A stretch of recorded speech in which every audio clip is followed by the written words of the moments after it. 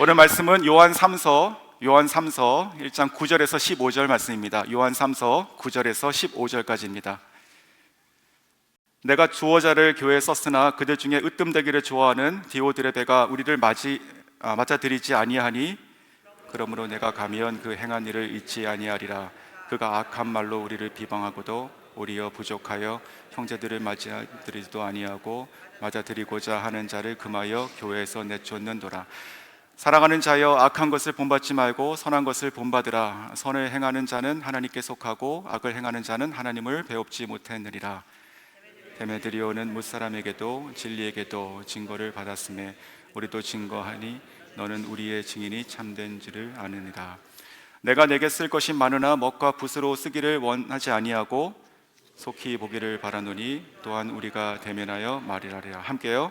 평강이 내게 있을지어다. 여러 친구가 내게 문안하노니라. 너는 친구들의 이름을 들어 문안하라. 아멘. 자, 오늘 말씀을 가지고 하나님이 정말 고마워하시는 사람이라는 제목으로 함께 나누겠습니다. 하나님께서 정말 고마워하시는 사람은 누굴까요? 하나님께서 정말 고마워하시는 사람. 네, 오늘 말씀을 통해서 제가 함께 묵상하면 좋겠습니다.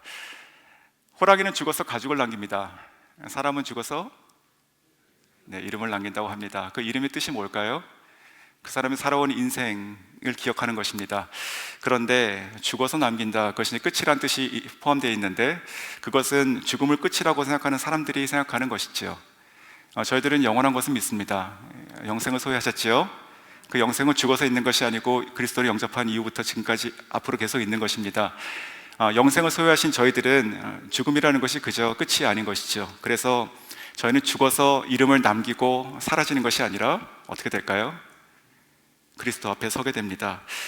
이것은 정말 다른 것입니다. 그저 이 땅을 열심히 살고 또 좋고 선한 일을 하고 뭔가 내 이름 석자를 그저 괜찮게 남기고 사라지는 것이 아니라 저희가 어떻게 살았던지 그 삶을 통째로 가지고 주님 앞에 선다. 정말 다르지 않습니까? 그렇다면 저희는 어떻게 살아야 될까요? 어떻게 사는 것이 영원하신 주님 앞에 서는 우리들의 삶이 되어야 될까요? 오늘 이 본문을 통해서 좀 생각해 볼 것인데, 이 본문에는 하나님께서 두 이름을 우리에게 남겨주셨습니다. 두 이름을 남겨주셨어요. 그 이름이 조금 낯설죠. 디오드레베, 데메드리오. 좀 이름이 좀 낯섭니다. 그런데 하나님께서 이 두 사람을 오늘 저희들에게 소개하십니다. 소개. 그래서 저도 오늘 말씀을 나누면서 오늘 이 두 사람을 여러분에게 소개하려고 합니다. 그리고 나서 어떤 사람이 되어야 될까, 이 말씀을 왜 하시는가, 이렇게 좀 생각을 해보겠습니다. 그래서 하나님께서 우리를 보실 때, 우리들의 삶을 보실 때 참으로 기뻐하시는 그런 인생이 될 수 있기를 바라고, 그리고 정말 고마워하시는 그런 인생이 될 수 있으면 좋겠습니다. 자, 첫 번째 사람을 제가 소개해드리겠습니다. 사실 종이를 가져왔는데 잘 보이진 않으시죠? 그래도 이쪽에 보시면 되겠습니다. 그 디오드레베라고 하는 사람인데, 이 사람은 성경이 소개하고 있는 그 좋지 않는 케이스입니다. 이 땅에 이름이 남겨 있는데, 그런데 성경에 남겨 있으니까 하나님 말씀은 영원하잖아요. 그러니까 영원히 남겨 있는 이름인데 그렇게 명예스럽지 못한 그런 이름이 되어 있는 것이죠. 어떤 사람인가 보니까 오늘 본문 9절에 이렇게 얘기하고 있습니다. 내가 두어 자를 교회에 썼으나 그들 중에 으뜸되기를 좋아하는 디오드레베가 우리를 맞아들이지 아니하니. 자, 내가는 지금 요한이고, 그리고 두어 자를 써서 지금 사람을 통해서 보내고 있습니다. 그리고 나서 그들 중에서 이 서신을 받는 이 가이오와 그가 속해 있는 교회 공동체에 으뜸되기를 좋아하는 한 사람이 있었는데, 그 사람의 이름이 바로 디오드레베다라는 것입니다. 자, 이 짧은 구절 9절에만 봐도 이 디오드레베가 어떤 사람이었는지를, 제가 그 인생을 제가 볼 수 있는 것이죠. 그는 으뜸이 되기를 좋아했습니다. 이렇게요. 네, 으뜸이 되기를 좋아했습니다. 사람은 누구나, 그런데 사람은 누구나 자기를 알아주기를 바라는 것 같습니다. 그리고 누구나 열심히 일해서 성공하고 또 올라가기를 바라는 것 같습니다. 그래서 더 빛이 나는 것을 원하는 것 같습니다. 하지만 그것 자체가 악한 것은 아니죠. 하지만 어느 순간에 우리가 그 어느 선을 넘었게 되면 그것은 하나님 앞에, 그리고 사람들 앞에 교만하게 되는 것입니다. 이런 일화가 있습니다. 그 레오나르도 다빈치가 최후의 만찬을 그렸습니다. 저희들이 잘 알고 있는 그 사진입니다. 그 긴 테이블에 예수님 중심으로 그 제자들이 양쪽에 앉아가지고 그 최후의 만찬, 주의 만찬을 하는 그런 그림입니다. 그런데 이 그림을 그리는데 3년이 걸렸다고 합니다. 3년. 보통 걸작은 그렇게 금방 나오는 것 같지 않습니다. 3년이 걸렸는데 이것을 의뢰했던 그 백작이 있었습니다. 그래서 이 그림을 다 완성하고 그 백작에게 이 그림을 보여주기 전에 이 레오나르도 다빈치가 자기 친구, 화가인 다른 친구에게 이 그림을 먼저 보여줬다고 합니다. 어떤가? 그랬더니 그 친구가 보고 뭐 감탄을 하는 것이지요. 와, 진짜 대단한 걸작이다. 그러면서 이렇게 얘기했습니다. 특히 예수님 손에 있는 이 잔이 정말 빛나지 않는가? 이것이 바로 그 성배구나. 이렇게 얘기했습니다. 예수님께서 새우에 만찬에 썼던 그 성배요, 그 그릇이요. 자, 그랬더니 그 레오나르도 다빈치는 그 얘기를 듣고 나서 즉시 붓을 들어서 그 예수님의 손과 그리고 잔을 지워버렸다고 합니다. 그러면서 이렇게 얘기했습니다. 예수님 얼굴보다 더 빛나는 것은 그 무엇이든 있어서는 안 되네. 주님의 손에 있는 그 잔이 아니라 주님의 얼굴이 가장 빛이 나야 하네. 자, 그러면서 다시 고쳐 그린 그림이 저희가 알고 있는 그 예수님의 손이 그 테이블 위에 얹혀 있는, 그리고 그 잔은 그 위에 그냥 무생물처럼 그냥 있는 그런 그림이 되는 것이죠. 바로 이것이 그 세계적인 명작 중에 하나인 새우의 만찬입니다. 저희들의 신앙생활도 마찬가지인 것 같습니다. 저희들의 삶을 통해서 어느 순간에 저희들이 나도 모르게 우리들의 삶에, 그리고 내가 해온 것들에 대해서 이렇게 잔을 들듯이 이렇게 쭉 이렇게 올라가기 시작합니다. 자기도 모르는 것이 함정이죠. 그러면서 이렇게 생각하는 것 같습니다. 참 빛나지 않는가? 괜찮지 않나? 이렇게 생각하게 되는 것이죠. 그런데 저희들은요, 그 손을 내려야 됩니다. 그리고 그것이 무엇이건 간에 주님보다 빛나고 아니면 주님의 얼굴을 가리는 그 무엇이든 그 빛나는 것은 다 내려야 되는 것이지요. 그냥 상 위에 놓아야 되는 것이고 주님 옆으로 우리가 비껴서야 되는 것입니다. 저희들의 삶을 통해서 오직 드러나시고 빛나실 분은 누구십니까? 오직 예수 그리스도시죠. 자, 이것이 무너지는 어느 선을 한 발짝만 넘어가도 저희들은 교만한 자가 되는 것이고, 오늘 이 편에 있는 이 나쁜 케이스, 불명예스러운 이름처럼 이 디오드레베, 이 사람처럼 자기를 으뜸되기를 원하는 사람이 되어가는 것이지요. 저 여러분은 그러지 않기를 원합니다. 그 잠언에서도 말씀하십니다. 제가 잘 아시는 말씀이죠. 교만은 무엇의 선봉입니까? 패망의 선봉입니다. 멸망의 선봉입니다. 그러니까 교만은요, 만약에 제가 이 강자상에서 이렇게 딱 떨어지면 뭐 이렇게 다치거나 아니면은 뭐 괜찮습니다. 털고 일어나면 되죠. 그런데 이 교만은 패망의 선봉이다. 그리고 그 베드로 전서에는 또 그렇게 말씀하십니다. 하나님께서는 교만한 자를 대적하신다. 자, 하나님과 이렇게 맞닥뜨려 가지고 싸움을 싸워서 이기는 사람이 있을까요? 하나님이 대적한다라고 하면 그 사람 어떻게 될까요? 박살나는 것이죠. 자, 교만이라는 것은 패망의 선봉입니다. 맨 꼭대기에 있는 것이에요. 근데 그것이 하나님을 대적하는 자예요. 그러니까 교만한 자는 묶어서 얘기하면 이런 것입니다. 자기가 빛나는 것 같고 높아지는 것 같지만 실상은 멸망의 낭떠러지 위에 서 있는 것이죠. 그래서 톡 건드리면 하나님께서 그냥 톡 건드리시면 떨어져 가지고 박살이 나는 것입니다. 그런 삶을 살아서는 안 되는 것이죠. 오늘 이 디오드레베가 바로 그러한 삶을 살았다는 것입니다. 내가 으뜸되기를 원한다. 이 사람은 성경이 얘기하고 있는데 이 사람 누군가 마치 기석에 써 있는 것처럼 으뜸되기를 원했던, 이렇게 되는 것입니다. 얼마나 교만한 사람입니까?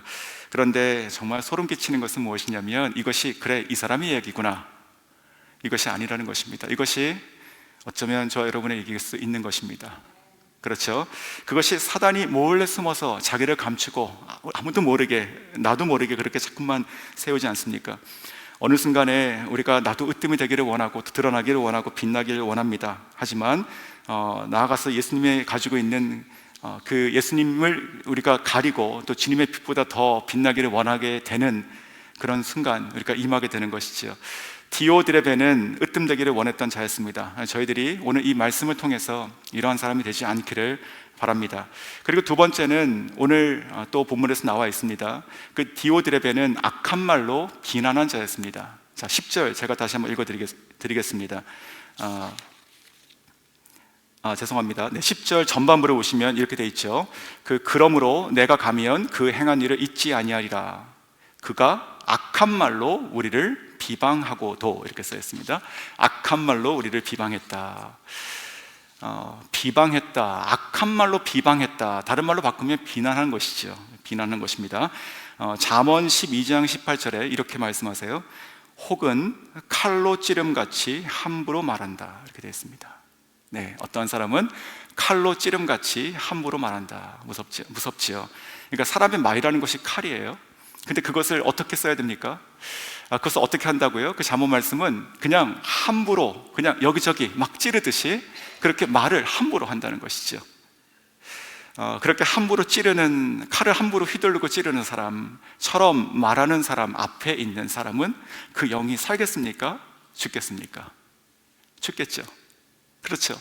나를 찌르고 이렇게 함부로 칼 찌르듯이 찌르니까요, 죽게 되는 것이죠. 물론 그래서 이 디오드레베는 그와 같이 자기가 으뜸되기를 원하고 마치 말을 칼처럼 막 이렇게 얘기하듯이 해서 사람들을 비방하고 찌르고 아프게 했다는 것이죠. 그런데 이것도 마찬가지예요. 이 사람만 그렇게 산 것이 아니죠. 저희가 이렇게 생각하곤 합니다.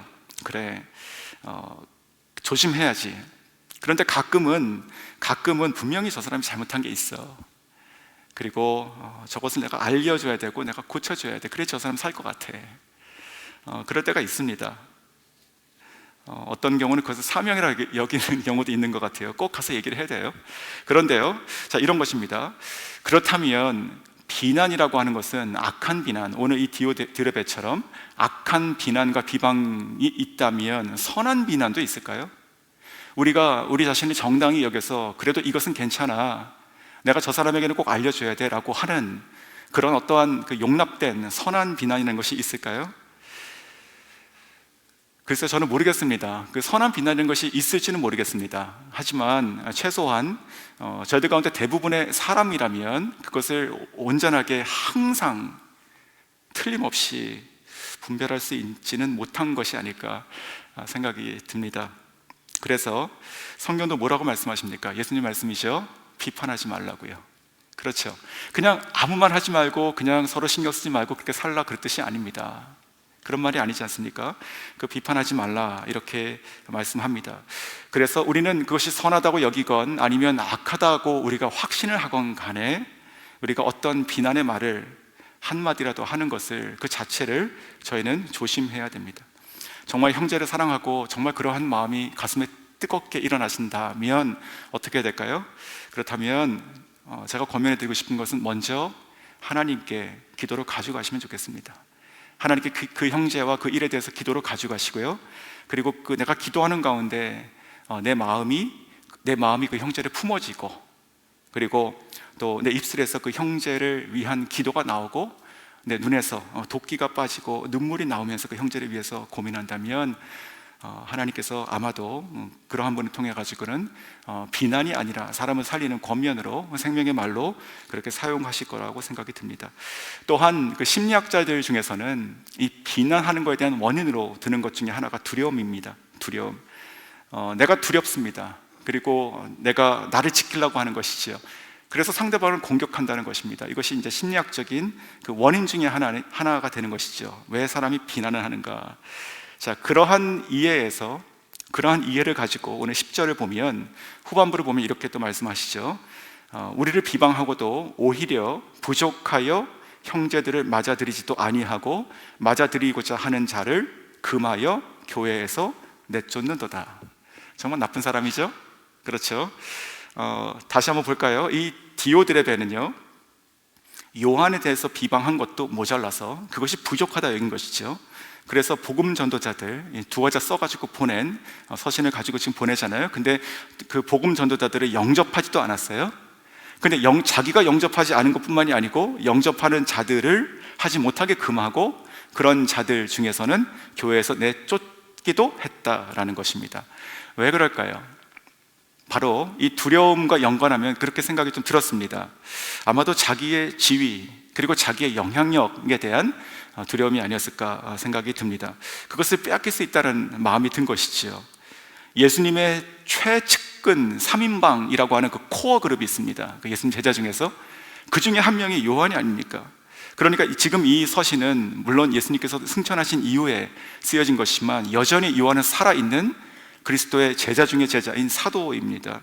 그래서 그 사도 요한, 그리고 그가 보낸 그의 어떤 권위를 가지고 말을 전하고 복음을 전하는 그 사람들을 향해서 비방하고 있는데, 그것이 왜 그랬을까 보면, 만약에 그런 사람들 통해 가지고 자기가 섬기고 있는 교회에서 사람들이 자기가 아닌, 자기의 말이 아닌 그들의 말을 듣게 되고, 또 자기가 아닌 그들을 더 존중하게 된다면 자기가 설 자리가 점점 없어지게 되는 것이 아닐까요? 그런 생각을 한 것 같습니다. 그래서 이 말씀을 묵상하며 제가 어저께 밤에 좀 생각이 든 것은, 제가 성경에 나오는 비유 중에 그 탕자의 비유가 있지 않습니까? 물론 그 핵심 내용은 다른 것이지만 오늘 이 연관해서 이런 생각이 들었습니다. 그 첫 번째 아들이 생각이 났어요. 그 자기 동생이 돌아왔을 때 어떤 마음이 들었을까요?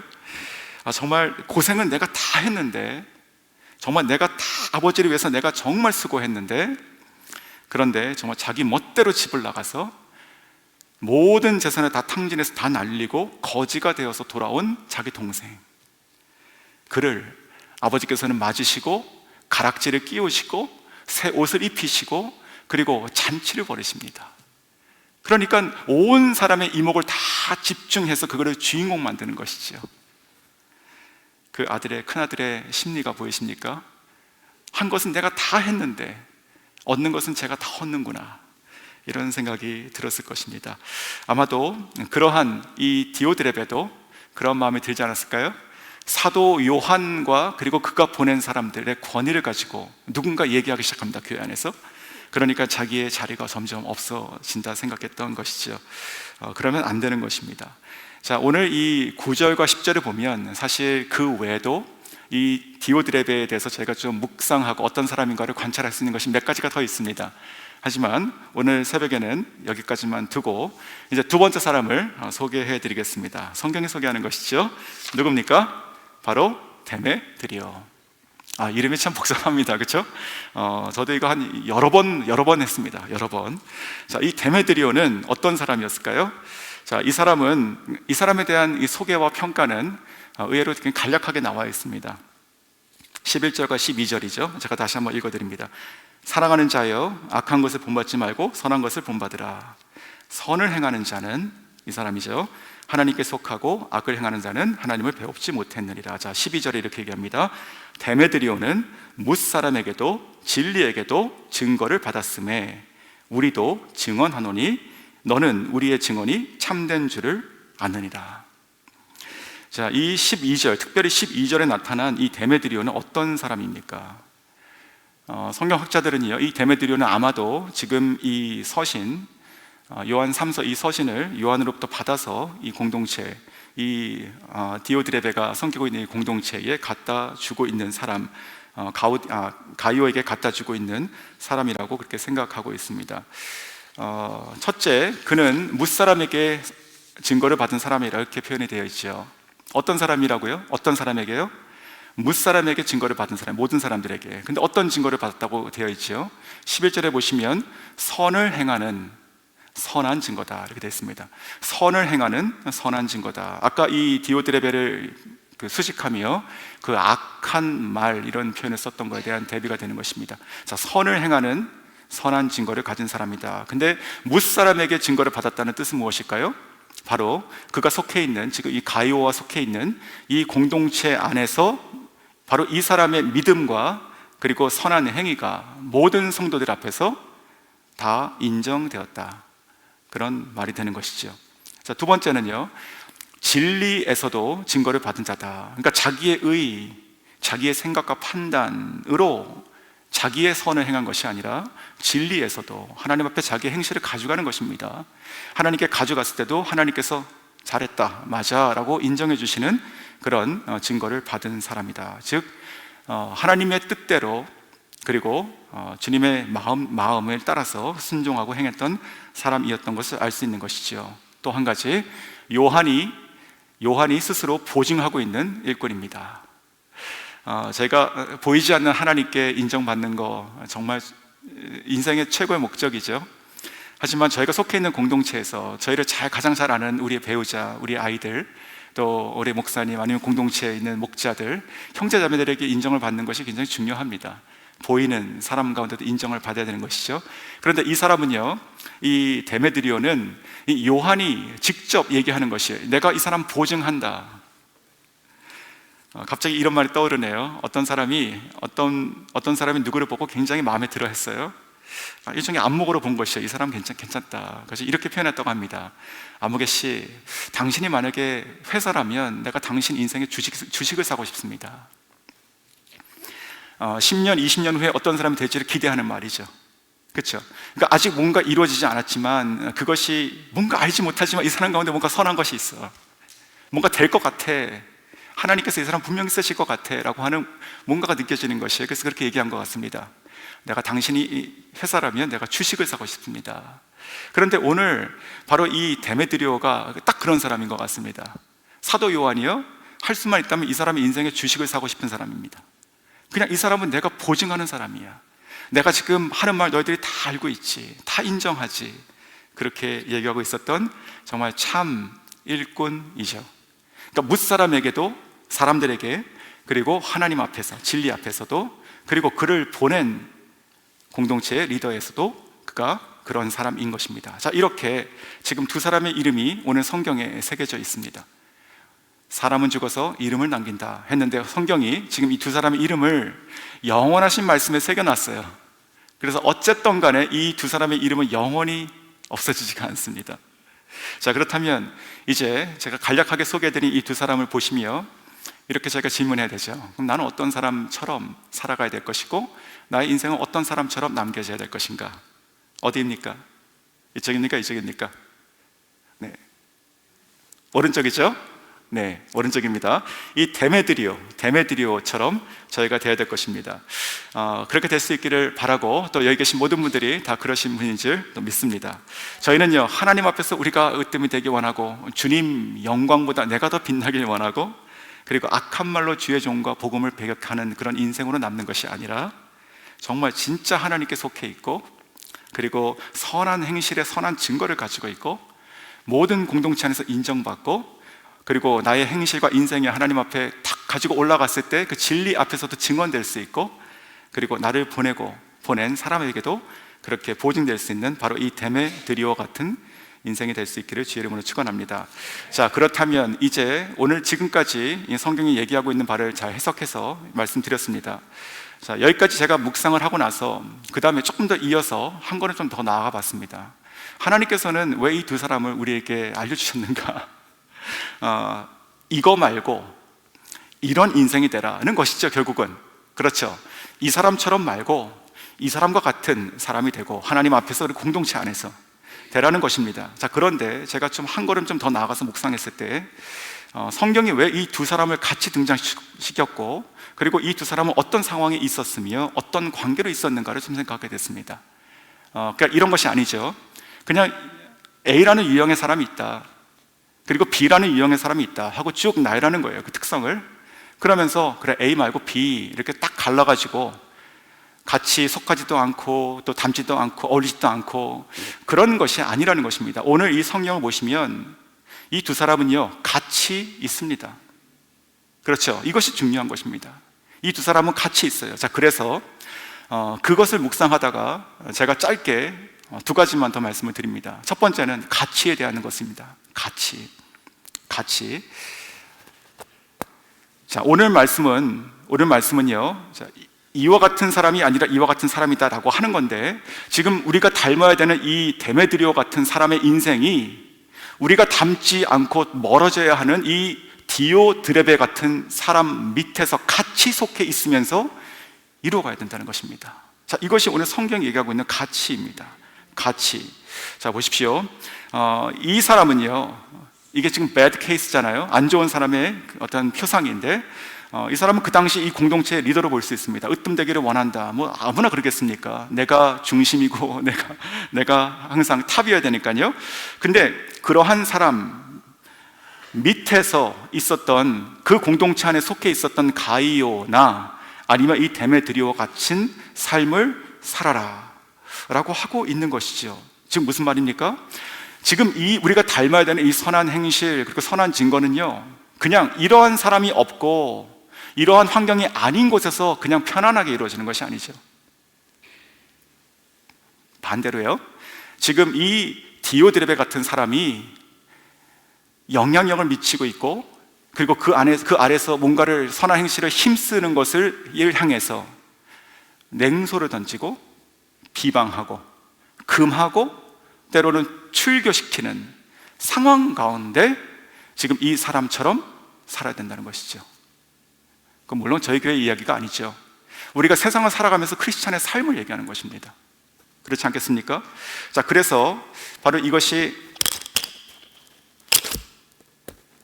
지금 이 데메드리오가 보여줬던 이 선한 행실, 그리고 선한 증거가 가지고 있는 가치입니다. 가치. 가령 몇 년 전만 해도 우리가 마스크 하나가 얼마나 가치 있었습니까? 그거 하나 구하려고요. 근데 지금 그거 누가 신경 씁니까? 그렇죠? 마찬가지예요. 우리가 선한 행실, 어떤 것을 힘쓴다라고 하는 것이 어디서 가치가 있을까요? 바로 이 디오드레베 같은 사람 영향력 아래서 하나님의 뜻을 좇아서 살아갈 때 가치가 있는 것이죠. 아마도요, 그가 무사람에게 인정받았다라고 오늘 성경이 얘기하고 있지 않습니까? 그것은 그러기 위해서 이 사람은 수없이 울었을 것이고 또 수없이 노력했을 것입니다. 왜냐하면 같이 있었으니까. 한 번 하고 두 번 하고 좌절하고 안 되기도 했었을 것입니다. 하지만 포기하지 않은 것이죠. 선한 행실이요, 그냥 편안하게 평탄하게 이루어지는 것이 아닙니다. 별로 가치가 없는 것이 아닙니까? 누구나 할 수 있는 것이라면. 그러나 이 데메드리오가 보여준 하나님 앞에 가져갔을 때 진리에서도 증거가 될 수 있는 바로 그 내가 보증하는 이 사람의 행실은요, 바로 너희가 떠나고 악한 자라고 했던 이 사람의 영향력 아래서 복음을 배격하고 복음 전도자들을 환영하지 않는 그 상황 가운데 이뤘다는 것입니다.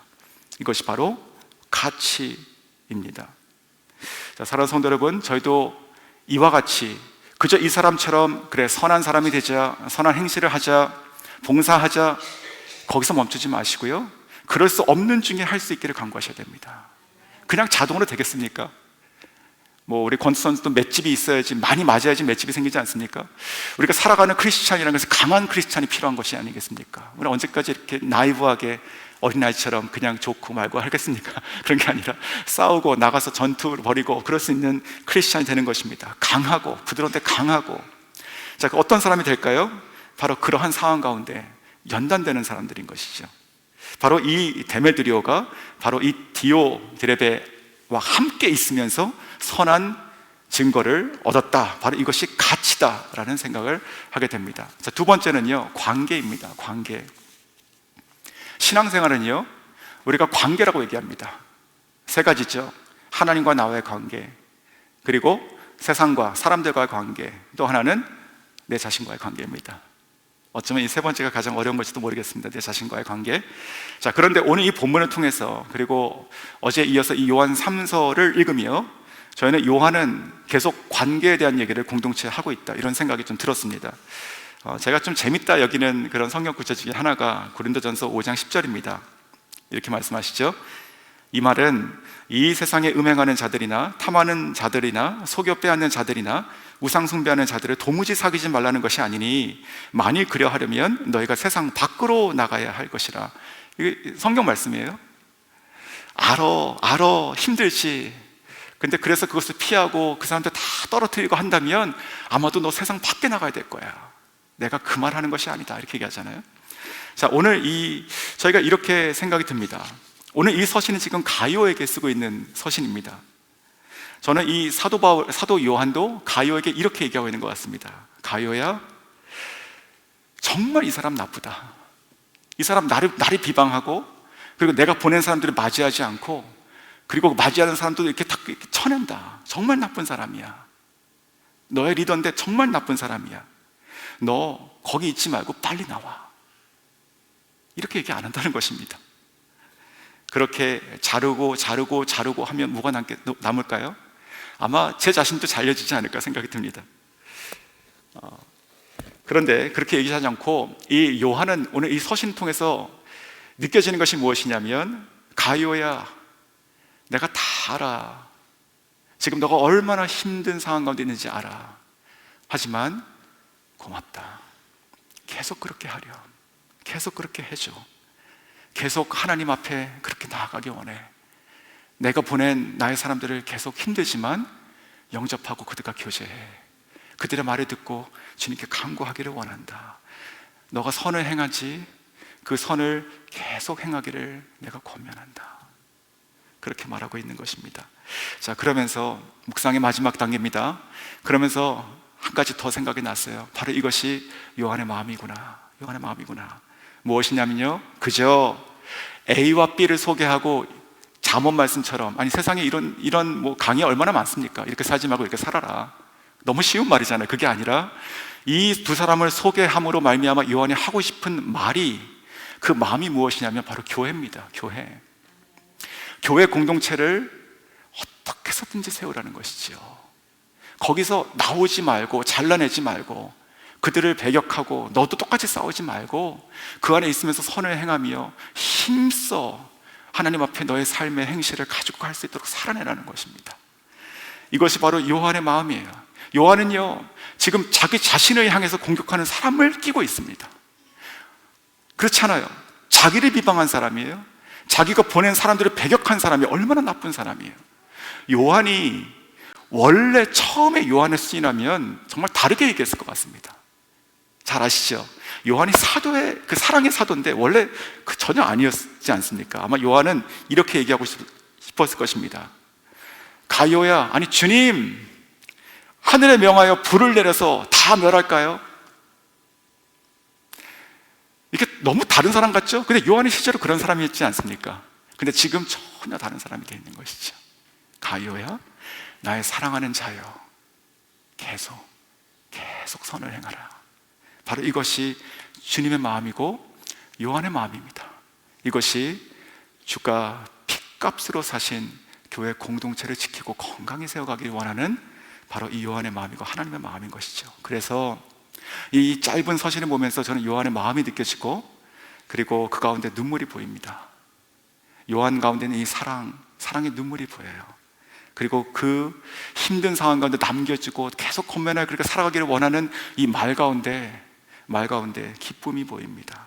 자, 그래서 13절과 14절을 이렇게 저희가 읽을 수 있게 되는 것입니다. 내가 쓸 것이 많으나 먹과 뭇으로 쓰기를 원하지 아니하고 내가 속히 가서 너를 보기를 원한다. 내가 가서 우리가 서로 얼굴과 얼굴을 대면하여 만나자. 지금 이 요한이 이 가요를 얼마나 아끼는지가 보이십니까? 보이세요? 지금 이 디오드레베, 이 사람의 영향력 가운데 자기를 비방하고 막 배격하는 이 상황 가운데 힘써 선을 행하고 있는 이 한 사람을 향해서, 그리고 또 한 사람을 소개하며 내가 쓸 말이 너무나 많지만 내가 가서 너를 얼굴과 얼굴으로 보기를 원한다고 그를 품고 있습니다. 사랑하는 성도 여러분, 말씀을 정리합니다. 저희는 어떤 사람이 되어야 됩니까? 이제 다시 묻겠습니다. 그저 이와 같지 않은 사람?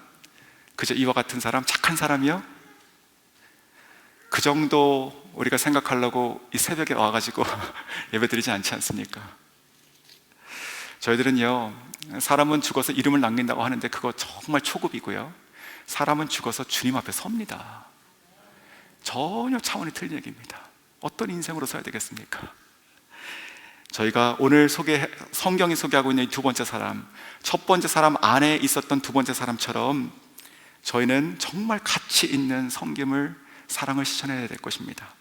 그리고 관계 안에서 영혼을 품고 나가야 되는 것이고, 무엇보다도 주님께서 핏값으로 사신 주님의 몸된 교회를 세워가는 데 귀하게 쓰임받기를 원합니다. 그러하실 때 주님께서 저와 여러분을 바라보시면서 이렇게 말씀하실 것입니다. 고맙다. 기도하겠습니다.